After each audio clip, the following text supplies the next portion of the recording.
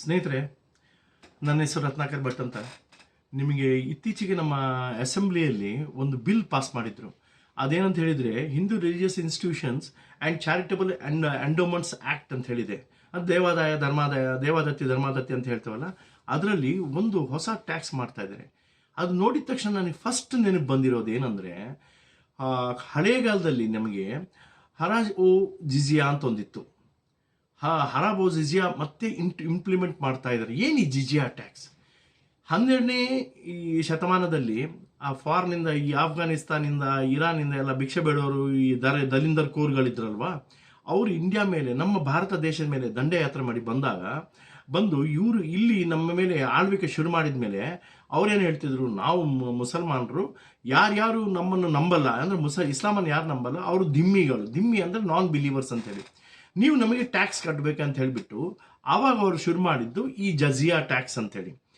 ಅದು ಶುರು ಮಾಡಿದ್ದವನು ಕುತುಬುದ್ದೀನ್ ಐಬಕ್ ಅಂತ ಹೇಳಿ. ಅದಾದಮೇಲೆ ಲೋಧಿ ಡೈನಾಸ್ಟಿ ಬಂತು. ಅದಾದಮೇಲೆ ತುಗ್ಲಕ್ ಡೈನಾಸ್ಟಿ, ಎಲ್ರಿಗೂ ಗೊತ್ತು. ತುಗ್ಲಕ್ ಅಂತಿದ್ದ ಮೊಹಮ್ಮದ್ ಬಿನ್ ತುಗ್ಲಕ್, ಅವನು ತಂದೆ ಸಾಯಿದ್ದ ತುಗ್ಲಕ್. ಅದಾದಮೇಲೆ ನಂತರ ಬಂದಿರೋದು ಮುಘಲ್ ಡೈನಾಸ್ಟಿ. ಮುಘಲಲ್ಲಿ ಬಾಬರ್ ಇದ್ದ, ಹುಮಾಯೂನ್ ಇದ್ದ. ಆದಮೇಲೆ ಅಕ್ಬರ್ ಬಂದಾಗ ಅವನೇನು ಮಾಡಿದ್ದು, ಬೇಡ ಜಿಜಿಯಾ ಟ್ಯಾಕ್ಸ್ ಅಂತ ಹೇಳ್ಬಿಟ್ಟು ಅವ್ನು ತೆಗೆದು ಹಾಕಿದ. ನಂತರ 1679 ಮತ್ತೆ ಔರಂಗಜೇಬ್ ಯಾವಾಗ ಆಳ್ವಿಕೆ ಶುರು ಮಾಡಿದ್ನೋ, ಮತ್ತೆ ಈ ಹಿಂದೂಗಳ ಮೇಲೆ ಈ ಜಜಿಯಾ ಟ್ಯಾಕ್ಸ್ ಅಂತ ಹಾಕಿದ್ಯಾ. ಜಜಿಯಾ ಅವ್ರ ಜಿಜಿಯಾ ಟ್ಯಾಕ್ಸ್ ಅಂದ್ರೆ ಏನು ಗೊತ್ತಾ? ಹಿಂದೂ ಆದವನು ನೀನು ನಮ್ಮನ್ನು ನಂಬ್ತಾ ಇಲ್ಲ, ನಮ್ಮ ಮತವನ್ನು ನಂಬ್ತಾ ಇಲ್ಲ, ಅದಕ್ಕೆ ನೀವು ನನಗೆ ಇಷ್ಟು ಟ್ಯಾಕ್ಸ್ ಕಟ್ಟಬೇಕು ಅಂತ ಹೇಳಿ. ಅದು ಎಷ್ಟಿತ್ತು ಅಂತ ಹೇಳಿದರೆ, ದುಡ್ಡಿದ್ದವರು, people above poverty line, who are rich, have to pay 48 ಟಂಕ ಅಂತ ಹೇಳ್ತಾರೆ. ಒಂದು ಟಂಕ ಅಂದರೆ 11 ಗ್ರಾಮ್ ಸಿಲ್ವರ್. 48 ಟಂಕ ಅಂದರೆ 40 × 11 ಈಜುಕೋಟ ಹತ್ರ ಅರ್ಧ ಕಿಲೋ ಸಿಲ್ವರ್ ಒಬ್ಬನು ರಿಚ್ ಫ್ಯಾಮಿಲಿ ಕಟ್ಟಬೇಕಾಗಿತ್ತು. ಮಿಡಿಲ್ ಕ್ಲಾಸ್ ಫ್ಯಾಮಿಲಿಯವರಿಗೆ 24 ಟಂಕ ಅಂದರೆ 1/4 ಕಿಲೋ ಬೆಳ್ಳಿ. ಅದಾದಮೇಲೆ ನೆಕ್ಸ್ಟ್ ಬಿಲೋ ಪಾವರ್ಟಿ ಲೈನ್ ಇದ್ದವರು ಅವ್ರಿಗೆ 12 ಗ್ರಾಮ್ ಸಿಲ್ವರ್ ಅಂದರೆ 12 ಟಂಕ ಸಿಲ್ವರ್ ಕೊಡಬೇಕಾಗುತ್ತೆ ಜಜಿಯಾ ಟ್ಯಾಕ್ಸ್. ಕೊಡದೆ ಹೋದರೆ ಅವ್ರ ಮನೆ ಹರಾಜು ಮಾಡ್ತಿದ್ರು, ಅವ್ರನ್ನ ಹೊಡೆದು ಚಿತ್ರಹಿಂಸೆ ಮಾಡ್ತಿದ್ರು, ಕೊಂದೇ ಹಾಕ್ತಿದ್ರು. ಸ್ನೇಹಿತರೆ, ಇದು ಜಜಿಯಾ ಟ್ಯಾಕ್ಸ್.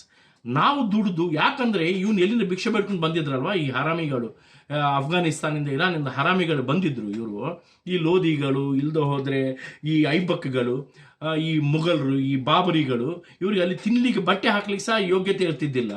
ಇವ್ರು ನಮ್ಮನ್ನು ಬಂದು ನಮ್ಮ ಹತ್ರ ಆಳ್ವಿಕೆ ಮಾಡಿ ಅಲ್ಲಿದ್ದವರಿಗೆ ಊಟ ಹಾಕ್ಬೇಕಂತೇಳಿ ಇಲ್ಲಿಂದ ನಮ್ಮನ್ನು ದೋಚ್ಕೊಂಡು ಆ ಹರಾಮಿಗಳಿಗೆ ಊಟ ಹಾಕ್ಲಿಕ್ಕೆ ತೊಗೊಂಡಾಗ್ತಿರೋ ಟ್ಯಾಕ್ಸ್, ಎಕ್ಸ್ಟ್ರಾ ಟ್ಯಾಕ್ಸ್ ನಮ್ಮ ಹತ್ರ ವಸೂಲು ಮಾಡ್ತಿದ್ದು ಜಜಿಯಾ ಟ್ಯಾಕ್ಸ್. ಈ ದುಡ್ಡನ್ನು ಯಾವನಿಲ್ಲಿ ಕನ್ವರ್ಟ್ ಆಗ್ತಿದ್ದೋ ಅವನಿಗೆ ಕೊಡ್ತಿದ್ರು. ಅಂದರೆ ನಿನ್ನೆ ತನಕ ಅವನು ಗುಡಿಸಲಲ್ಲಿದ್ದವನು ಬಡವನಿಗೆ ಇವತ್ತವನು ಕನ್ವರ್ಟ್ ಆದಕ್ಕೆ ಸಾಕಷ್ಟು ದುಡ್ಡು ಬರ್ತಿತ್ತು. ಲೋಭ ಕೊಡ್ತಿದ್ರು, ಅವನನ್ನು ಕನ್ವರ್ಟ್ ಮಾಡ್ತಿದ್ರು. ಸ್ನೇಹಿತರೆ, ಈಗ ನಮ್ಮ ಕರ್ನಾಟಕದಲ್ಲಿ ಈ ಪಾಯಿಂಟ್ ಬರೋಣ. ಕರ್ನಾಟಕದಲ್ಲಿ 35,600 ದೇವಸ್ಥಾನಗಳು ಧರ್ಮಾದತಿ ಎಂಡೋಮೆಂಟ್ಸ್ ಆ್ಯಕ್ಟ್ಗಳಿಗೆ ಗೌರ್ಮೆಂಟ್ ಕಂಟ್ರೋಲ್ ಮಾಡ್ತಾ ಇದೆ. ಅಸಲು ಗೌರ್ಮೆಂಟ್ ಅಂದರೆ ಸೆಕ್ಯುಲರ್. ನಿಮಗೆ ನಮ್ಮ ಧರ್ಮದ ಜೊತೆಗೆ ಏನೇ ಕೆಲಸ ನಿಮಗೆ? ಆದರೂ ಸಾಯ್ಲಿ, ಇದನ್ನು ತಂದಿರೋದು 1959 ಕಂಟ್ರೋಲ್ ಆಫ್ ಟೆಂಪಲ್ಸ್ ಆ್ಯಕ್ಟ್ ಅಂತೇಳಿ. ಆವಾಗಿನ ಕಾಲದಲ್ಲಿ ಜವಾಹರಲಾಲ್ ನೆಹರು, ಆ ಬಾಬ್ರಿ ವಂಶದಾನ ಆಗಿರ್ಬೇಕು, ಅವನೇ ಫಸ್ಟ್ ತಂದದ್ದು. ಈ ಜವಾಹರ್ಲಾಲ್ ನೆಹರು ಅವ್ರು ತಂದದ್ದು ಈ ಕಂಟ್ರೋಲ್ ಆಫ್ ಟೆಂಪಲ್ಸ್ ಆ್ಯಕ್ಟ್ ಅಂತ 1959. ಅಲ್ಲಿಂದ ಹಾಗೇನೆ ಬರ್ತಾ ಇದೆ, ಇನ್ನೂ ಜಾಸ್ತಿ ಆಗ್ತದೆ. ಆಮೇಲೆ ಕಂಟ್ರೋಲ್ ಜಾಸ್ತಿ ಆಯ್ತು, ಕಮ್ಮಿ ಆಗಲಿಲ್ಲ. ಇದು 35,000 ಟೆಂಪಲ್ಸ್ ಕರ್ನಾಟಕದಲ್ಲಿದ್ದರೆ ಸ್ನೇಹಿತರೆ, ಈಗ ಈ 35,000 ಟೆಂಪಲ್ಸಲ್ಲಿ 205 ದೇವಸ್ಥಾನಗಳಿಗೆ 25 ಕೋಟಿಗಿಂತ ಜಾಸ್ತಿ ದುಡ್ಡು ಬರುತ್ತೆ. 205 ದೇವಸ್ಥಾನಗಳಿಗೆ.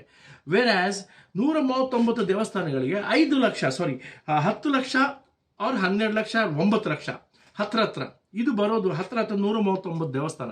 ಮಿಕ್ಕಿದು 34,000 ದೇವಸ್ಥಾನ ಏನಿದಾವಲ್ಲ, ಈ 34,000 ದೇವಸ್ಥಾನಗಳ 5 ಲಕ್ಷಕ್ಕಿಂತ ಕಮ್ಮಿ ಎಂಡೋಮೆಂಟ್ಸ್ ಅಂದರೆ ಗೌರ್ಮೆಂಟ್ಗೆ ದುಡ್ಡು ಕೊಡ್ತಾ ಇದೆ.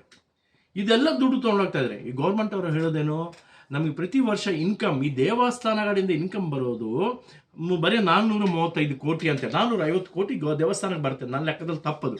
ಮಿನಿಮಮ್ 800 ಕೋಟಿಗಿಂತ ಕಮ್ಮಿ ಬರ್ಲಿಕ್ಕೆ ಚಾನ್ಸೇ ಇಲ್ಲ, ಕರೆಕ್ಟಾಗಿ ಮ್ಯಾನೇಜ್ ಮಾಡಿದರೆ. ಇವ್ರು 400 ಕೋಟಿ 50 ಕೋಟಿ ತಿಂದ ಸಾಯ್ಲಿ, ಆಯಿತಾ? 450 ಕೋಟಿ ತಿಂತಾರೆ. ಇದರಲ್ಲಿ 350 ಕೋಟಿ ವಾಪಸ್ ಕೊಟ್ಟು 335 ಕೋಟಿ 115 ಕೋಟಿ ಅವ್ರು ತಿಂದ ಹಾಕ್ತಾ ಇದ್ದಾರೆ. ಇವಾಗ ಇವ್ರು ಹೇಳೋದನ್ನು ಮೊನ್ನೆ ಬಜೆಟಲ್ಲಿ ಹೊಸದಾಗಿ ಸಿದ್ದರಾಮಯ್ಯ ಅವರು ಒಂದು ಸ್ಪೆಷಲ್ ಆಗಿ ಪ್ರಪೋಸ್ ಮಾಡಿದ್ದಾರೆ. 200 ಕೋಟಿ ಚರ್ಚ್ಗಳಿಗೆ ಕೊಡಬೇಕಂತೆ, 10 ಕೋಟಿ ಹಜ್ ಭವನ್ ಕಟ್ಟಲಿಕ್ಕೆ ಡೊನೇಟ್ ಮಾಡ್ತಾ ಇದ್ದಾರೆ. ಇನ್ನೊಂದು 100-150 ಕೋಟಿ ವಕಫ್ ಬೋರ್ಡ್ ಅಂದರೆ ಎನ್ಕ್ರೋಚ್ಡ್ ಲ್ಯಾಂಡ್, ಅದು ಸ್ವಂತ. ಆ್ಯಕ್ಚುಲಿ ವಕಫ್ ಅಂದರೆ ಅಲ್ಲಾಹನ ಸ್ವಂತ ರಿಯಲ್ ಎಸ್ಟೇಟ್, ಅಂದ್ರೆ ಅವನ ಭೂಮಿ ಅಂತ ಹೇಳಿ, ಅವನ ಆಸ್ತಿ. ಈಗ ಅಲ್ಲ ಆಸ್ತಿ ಅಂತ ಹೇಳಿದ್ದು ಇವ್ರೇನು ಮಾಡ್ತಾರೆ, ಇಲ್ಲಿ ಕಾಣಿಸಿದ್ರೆ ಆ ಜಾಗ ನಂದು ಅಂತೇಳಿ ವಕಫ್ ಬೋರ್ಡ್ ಕ್ಲೈಮ್ ಮಾಡಿಕೊಂಡು ಆ ಇಲ್ಲೀಗಲ್ ಲ್ಯಾಂಡ್ಗೆ ಮೇಂಟೆನೆನ್ಸ್ಗೆ ಇವ್ರು ಕೊಡಬೇಕಾದದ್ದು ಇವ್ರು ಕೊಡ್ತಾ ಇರೋದು 200 ಕೋಟಿ ಕೊಡ್ತಾರೆ. 150 ಕೋಟಿ 100-150 ಕೋಟಿ ಬರುತ್ತೆ ಅವ್ರಿಗೆ. ನನ್ನ ದುಡ್ಡು ನಿನ್ನ ಮನೆಗೆ ಫೆನ್ಸಿಂಗ್ ಹಾಕ್ಬೇಕು, ನಾನು ಯಾಕೆ ಕೊಡ್ಬೇಕಯ್ಯ? ನೀವೇ ಅನ್ಕೋತಾ ಇದ್ದೀರಿ ನಮ್ಮ ದುಡ್ಡು ಅಷ್ಟೇ ಅಲ್ಲ ಅಂತ ಹೇಳ್ಬಿಟ್ಟು. ಆದರೆ ಇಲ್ಲಿ ಆಗ್ತಿರೋದೇನು ಗೊತ್ತಾ, ನಮ್ಮ ಹತ್ರ ತೊಗೊಂಡಿರೋ 450 ಕೋಟಿ ಇವ್ರಿಗೆ ಕೊಟ್ಟು ಆ ಏನಂತಾರೆ ಈ ಇದಕ್ಕೆ ಒಂದು ಫ್ರೀ, ಇದಕ್ಕೆ ಗ್ಯಾರಂಟಿ, ಮುಂಡಕ್ಕೊಂದು ಗ್ಯಾರಂಟಿ, ರುಂಡಕ್ಕೊಂದು ಗ್ಯಾರಂಟಿ, ಪಿಂಡಕ್ಕೊಂದು ಗ್ಯಾರಂಟಿ ಕೊಟ್ಟು ನಿಮ್ಮ ಹತ್ರ ದುಡ್ಡು ಖಾಲಿ ಮಾಡಿಕೊಂಡು ಎಲ್ಲ ನಮ್ಮ ಹಿಂದೂಗಳ ಮೇಲೆ ಬಿದ್ದು ನಾವು ದೇವರಿಗೆ ನನ್ನ ಮಗನ ಮನೇಲಿ ಚೆನ್ನಾಗಿಲ್ಲ ಅಂದರೆ ದುಡ್ಡು ಹಾಕ್ತೇವೆ, ಮಗಳಿಗೆ ಮದುವೆ ಆಗಬೇಕು ದುಡ್ಡು ಕೊಡ್ತೇವೆ, ಅದು ನಮ್ಮ ದೇವಸ್ಥಾನಕ್ಕೆ ಒಳ್ಳೇದಾಗಬೇಕು. ಅದು ಬಿಟ್ಟು ಈ ದುಡ್ಡನ್ನು ನೀನು ಇನ್ನೊಬ್ಬರಿಗೆ ಕೊಡ್ತಾ ಇದ್ರೆ ನನಗೆ ಸ್ನೇಹಿತರೆ, ಈ ಹಿಂದೂ ಎಂಡೋಮೆಂಟ್ಸ್ ಆಕ್ಟ್ ಏನು ಈಗ ಇದು ಬರ್ತಾ ರಿವೈಸ್ಡ್ ಆಕ್ಟ್ ಬರ್ತಾ ಇದಲ್ಲ, ಇದರಲ್ಲಿ ಮೋಸ್ಟ್ ಡೇಂಜರಸ್ 2 ಕ್ಲಾಸ್ಗಳಿದಾವೆ. ನಾನು ನಿಮಗೆ the class number 1 is 19A common good fund ಅಂತ ಮಾಡ್ತೇವೆ. ಕಾಮನ್ ಗುಡ್ ಯಾವನಿಗೆ? ಕಾಮನ್ ಗುಡ್ ನಮಗೇನು ಬೇಕಾಗಿಲ್ಲ. ಕಾಮನ್ ಗುಡ್, ಈ ಕಾಮನ್ ಗುಡ್ ಫಂಡ್ ಏನಂದ್ರೆ ಈ ಎಕ್ಸ್ಟ್ರಾ 10% ಅಂದ್ರೆ 450 ಕೋಟಿಗೆ ಇನ್ನೊಂದು 10% 45 ಕೋಟಿ ಏನು ಎಕ್ಸ್ಟ್ರಾ ಬರ್ತಾ ಇದಲ್ಲ, ಈ ಫಂಡ್ ತೊಗೊಂಡೋಗಿ ಒಂದು ಕಡೆ ಇಟ್ಟು ಇದನ್ನು ಒಳ್ಳೆದಕ್ಕೆ ಉಪಯೋಗಿಸಿ. ಯಾರು ಒಳ್ಳೆದಕ್ಕೆ? ಮದ್ರಾಸಗಳಿಗೆ ಕೊಡ್ತೀರಾ, ಇಲ್ದೋದ್ರೆ ಮದ್ರಾಸಲ್ಲಿ ಓಡೋ ಹುಡುಗರಿಗೆ ನೀವು ಸ್ಕಾಲರ್ಶಿಪ್ ಅಂತ ಕೊಡ್ತೀರಾ. ಮೈನಾರಿಟಿ ಅಂತ ಹೇಳ್ಬಿಟ್ಟು ಮೈನಾರಿಟಿ ಕಾಲನೀಸ್ ಅಂದ್ರೆ ನಾನು ಸಂಪಾದನೆ ಮಾಡಿ ಅವನಿಗೆ ಕಾಲನಿ ಕಟ್ಟಿಸ್ಬೇಕಾ? ಅವ್ರಿಗೆ ಯೋಗ್ಯತೆ ಅಲ್ವಾ ಕಟ್ಟಿಸ್ಲಿಕ್ಕೆ? ಎಲ್ಲ ನೀವು ಗೌರ್ಮೆಂಟಿಂದ ಕೊಡಿ, ನನ್ನ ಹತ್ರ ಯಾಕೆ ತಗೋತೀರಾ? ಅದು ಬಿಟ್ಟು ಕ್ರಿಶ್ಚಿಯನ್ಸ್ಗೆ ಇದು ಮಾಡ್ತೇವೆ, ಕ್ರಿಶ್ಚಿಯನ್ ಚರ್ಚ್ಗಳಿಗೆ ಕೊಡ್ತೇನೆ ಅಂತ ಹೇಳಿದ್ರೆ ಅದು ಕಾಮನ್ ಗುಡ್ ಫಂಡ್ ಆಗುತ್ತಾ?